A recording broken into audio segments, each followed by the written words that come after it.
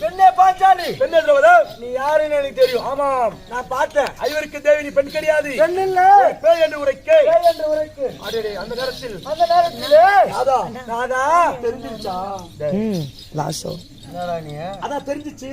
தெரிஞ்சிருச்சா?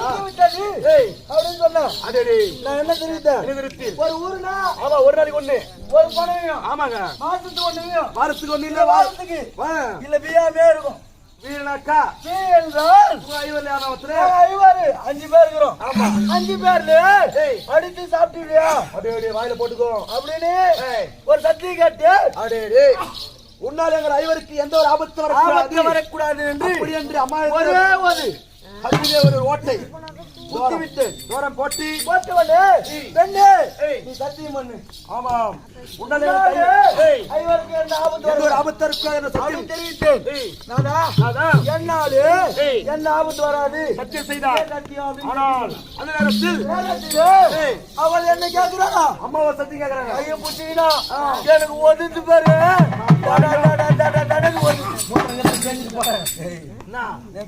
பயத்தில் ஒரு அதெல்லாம் பிரிந்து கொண்டாள்.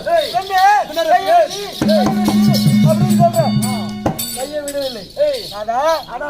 நான் சத்தியம் செஞ்சேன். அது போல் அதே போல் நான் பேய்தான் சொல்லிட்டு நீங்கள் எனக்கு ஒரு சத்தியம் செய்ய வேண்டும். உனக்கு மட்டும் தான் தெரியும்.